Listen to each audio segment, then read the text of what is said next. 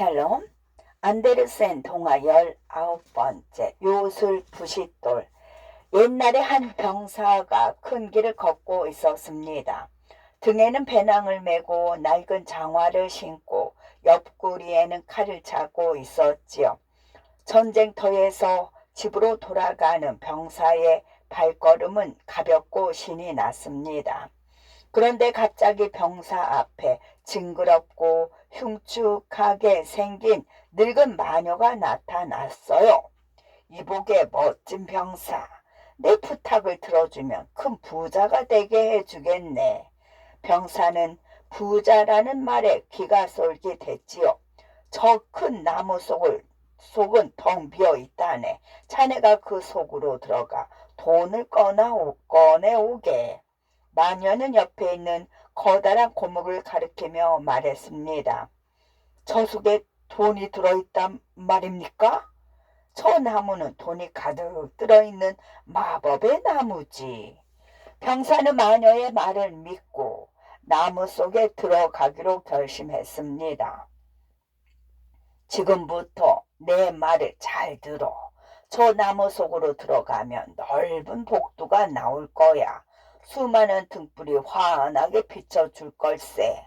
복도를 따라가면 3개의 방이 나오는데 방마다 열쇠가 꽂혀 있으니까 들어가기는 쉬워. 병사는 침을 한번 꼴깍 삼키고는 마녀가 하는 말을 귀담아 들었습니다.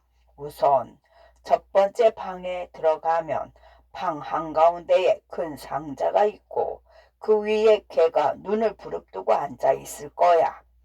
병사가 개가 있다는 말에 깜짝 놀랐습니다. 무서워할 것 없어. 내가 주는 이 앞치마를 바닥에 편 다음 개를 그 위에 앉혀놓게. 마녀는 기분 나쁘게 웃으며 푸른 바둑판 무늬가 있는 앞치마를 병사에게 주었습니다. 그리고 상자를 열어 가지고 싶은 만큼 돈을 꺼내와. 그건 구리로 된 돈이야. 병사는 마녀의 말에 고개를 끄덕였습니다. 두 번째 방에는 은으로 된 돈이 있지. 그 방에도 상자 위에 개가 앉아 있는데 첫 번째 방의 개와는 비교도 안 될 만큼 사나워. 하지만 이번에도 앞치마 위에 개를 내려놓고 돈을 꺼내오면 된다네. 나머지 3번째 방에는 금으로 된 돈이 있어. 그곳에서도 앞에서 한 것과 마찬가지로 하면 된다네. 그러면 자네는 아주 큰 부자가 되는 것이지. 좋아요. 별로 어려운 일도 아닌 것 같은데 내가 저 나무 안으로 들어가지요. 병사는 곧 자신이 부자가 된다는 상상에 몹시 들떴습니다. 그럼 당신의 부탁이란 건 뭐죠? 나한테는 부싯돌만 가져다 주면 돼. 내가 깜빡하고 잊고 온 것이야. 알았어요. 자네의 몸을 밧줄로 묶고 올라가게. 그러면 나중에 내가 끌어당겨 줄 테니까. 병사는 몸에 밧줄을 감은 다음 앞치마를 가지고 나무 속으로 들어갔습니다. 정말로 나무 속에는 수많은 등불들로 복도가 환했지요. 그리고 마녀가 말했듯이 3개의 문이 보였습니다. 병사는 첫 번째 방으로 들어갔습니다. 방 한가운데에 상자가 놓여있고 그 위에 무시무시한 개 한 마리가 병사를 노려보고 있었습니다. 병사는 순간 몹시 놀랐지만 마녀가 시키는 대로 푸른 바둑 무늬 앞치마를 펼치고 개를 그 위에 올려놓았습니다. 그리고 서둘러 상자를 열어보았지요. 정말 그 속에는 구리로 된 돈이 가득했습니다. 병사는 배낭에 구리돈을 가득 담았지요. 두 번째 방으로 간 병사는 첫 번째 방에서와 똑같이 했습니다. 하지만 배낭이 넘치자 구리돈을 모두 버리고 은하로 배낭을 가득 채웠습니다. 3번째 방으로 가자 몹시 날카롭게 생긴 개가 병사를 곧 잡아먹을 듯이 노려보았습니다. 어서 그 말을 가지고 나가야지. 병사는 침착하게 마녀가 시키는 대로 했지요. 이번에도 은화를 모두 버리고 배낭을 금화로 가득 채웠습니다. 그리고 배낭으로도 부족해서 모든 주머니며 구두에까지 금화를 담았습니다. 병사는 만족스러운 듯이 미소를 지으며 복도를 띠뚱띠뚱 걸어 나왔지요. 병사가 한 걸음 한 걸음 내디딜 때마다 금화가 절렁거리는 소리가 났습니다. 아, 부싯돌. 병사는 구석진 곳에서 부싯돌을 찾은 후 마녀에게 외쳤습니다. 이제 끌어당겨 주세요. 나무 밖으로 나온 병사는 몹시 행복했습니다. 이제 아주 큰 부자가 되었기 때문입니다.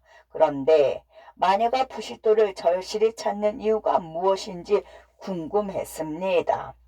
왜 그렇게 이 부싯돌을 찾는 거죠? 말을 하지 않으면 당신을 죽여버리겠소. 병사는 칼을 뽑았습니다. 그건 죽어도 말할 수 없어. 마녀가 갑자기 달려들자 병사는 칼로 마녀를 죽이고 말았습니다. 그리고 병사는 많은 돈을 펑펑 쓰며 살았지요. 병사는 어느 날 공주가 거대한 성에 갇혀 지낸다는 이야기를 듣게 되었습니다. 그 이유는 공주가 평범한 군인과 결혼하게 될 것이라는 애연 때문이라고 했습니다. 공주님은 세상에서 가장 아름답지만 임금님은 그 애연 때문에 공주님을 성에 가두고 아무도 만나지 못하게 한답니다. 병사는 공주를 꼭 한번 만나보고 싶었습니다. 하지만 병사는 그동안 하는 일 없이 돈을 쓰기만 하였지요. 가난한 사람들에게 돈을 나누어주고 친구들도 많이 사귀어 신사라고 불리기도 했습니다. 하지만 이젠 빈털터리가 되고 말았습니다. 병사는 허름한 방으로 옮겨갔고 결국에는 초도 살 수가 없어 밤마다 깜깜한 암흑 속에서 살아야 했습니다. 그러던 어느 날이었지. 아, 내겐 부싯돌이 있었지. 병사는 불을 지피기 위해 부싯돌을 꺼내 탁 하고 쳤습니다. 불꽃이 팍 튀면서 불꽃 속에서 문이 활짝 열렸습니다. 그러자 나무 속에서 보았던 첫 번째 방의 개가 달려 나왔습니다. 부르셨습니까, 주인님?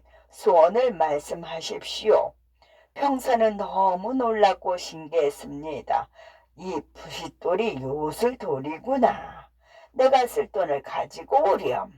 병사의 말이 끝나자마자 개는 휙 하고 사라지더니 금세 많은 금화를 물고 왔습니다. 부싯돌을 한 번 치면 첫 번째 방에 있던 개가, 두 번 치면 두 번째 방에 있던 개가, 세 번 치면 세 번째 방에 있던 개가 나타났습니다. 병사는 다시 부자가 되어 큰 집으로 옮겨졌지요. 이번에는 공주가 보고 싶다. 공주를 데려오너라. 개는 순식간에 성으로 달려가 잠들어 있는 공주를 업고 왔습니다. 잠든 공주의 모습은 밤하늘의 별보다도 아름다웠지요. 병사는 공주에게 반해 입맞춤을 했습니다. 그리고 개를 시켜 공주를 다시 성으로 돌려보냈지요. 다음 날 공주가 왕과 왕비에게 말했습니다. 어젯밤 꿈에 큰 개가 저를 업고 어떤 남자의 집으로 들어갔어요. 그 남자는 저에게 입맞춤을 하고 다시 성으로 보냈어요. 그냥 좋은 꿈이라고 생각하거라. 왕비는 공주를 안심시켰지만 이를 이상히 여겨 늙은 시녀에게 공주의 곁을 지키게 했습니다. 그날 밤에 병사는 개를 불러 다시 공주를 데리고 오라고 했지요. 개가 나타나 공주를 업고 하늘을 날자 늙은 시녀도 열심히 개의 뒤를 따라갔습니다. 그리고는 병사의 집 대문에 분필로 십자가 모양을 해놓고 성으로 돌아왔지요. 그런데 공주를 데리고 온 영양개가 대문에 십자가 표시가 있는 것을 보았습니다. 그래서 집집마다 모두 똑같은 표시를 해두었지요. 다음날 아침 왕과 왕비는 시종과 병사들을 데리고 십자가 표시가 되어 있는 집을 찾아 나섰습니다. 이 집이구나. 왕이 어느 집을 가리키며 말했습니다. 폐하, 저 집에도 똑같은 표시가 있습니다. 신역을 해놓았던 십자가 표시가 모든 집에 다 있는 것이었지요. 어쩔 수 없이 왕과 왕비는 궁으로 돌아갔습니다. 성으로 돌아온 왕비는 공주의 몸에 메밀가루가 든 비단 주머니를 달았습니다. 그리고 작은 구멍을 내서 움직일 때마다 메밀가루가 조금씩 쏟아지게 했지요. 그날 밤에도 걔는 병사의 명령을 받고 공주를 업고 갔습니다. 하지만 메밀가루가 조금씩 떨어진다는 것을 알아채지 못했지요. 못쓸 녀석, 공주를 몰래 데려간 게 사실이라니 당장 그자를 잡아오너라. 메밀가루의 흔적으로 왕은 병사를 잡아 감옥에 가두었습니다. 어떡하지? 부싯돌을 집에 두고 왔으니. 병사는 팔을 동동 굴렀습니다. 다음 날이면 병사가 교수형에 처해지기 때문이었지요. 다음 날 해는 어김없이 떠올랐습니다. 병사의 교수형을 구경하기 위해 많은 사람들이 몰려들었습니다. 그때 한 소년이 병사가 갇혀있는 쇠창살 앞을 지나다 신발이 벗겨졌습니다. 소년은 신발을 신기 위해 그 자리에 앉았지요. 얘야, 내 부탁 하나만 들어다오. 우리 집에 가서 부싯돌을 가져다 주면 4실링을 줄게. 소년은 돈을 준다는 말에 손살같이 달려가 병사에게 부싯돌을 건네주었습니다. 병사는 그제서야 안심이 되었죠. 드디어 병사가 성문 밖에 준비된 교수대 위에 앉게 되었습니다. 병사는 맞은편에 앉아있는 왕에게 말했습니다. 폐하, 죽기 전에 한 가지 소원이 있습니다. 무엇이냐? 담배 한 대만 피고 죽게 해주십시오. 병사의 부탁에 왕은 하는 수 없이 허락하였지요. 좋다. 곧 죽게 될 테니 마지막 소원을 들어주겠다. 병사는 담배에 불을 붙이는 척하며 부싯돌을 꺼내 계속해서 쳤습니다. 그러자 3마리의 개가 모두 나타났습니다. 주인님, 소원을 말씀하십시오. 얘들아, 내가 죽지 않게 나를 구해다오. 병사는 개들을 향해 크게 소리쳤습니다. 그러자 개들은 왕과 왕비뿐만 아니라 신하들과 관리들까지 물어뜯었지요. 그때 구경하던 사람들이 소리쳤습니다. 당신이 우리 왕이 되어 주시오. 그래요. 공주님과 결혼하여 우리들의 왕이 되어 주십시오. 이 소리를 들은 병사는 개들을 진정시키고 공주를 데려오게 했지요. 사람들은 병사와 공주를 왕이 타는 마차에 태웠습니다. 사람들의 소원에 이끌린 병사와 공주의 표정은 아주 행복해 보였습니다. 병사는 많은 사람들 앞에서 공주에게 정중히 청혼을 했습니다. 공주도 기꺼이 청혼을 받아들여 성대한 결혼 잔치가 열렸죠. 그리고 그들 앞에는 3마리의 개가 2눈을 무릅뜨고 그들을 지켰습니다. 끝.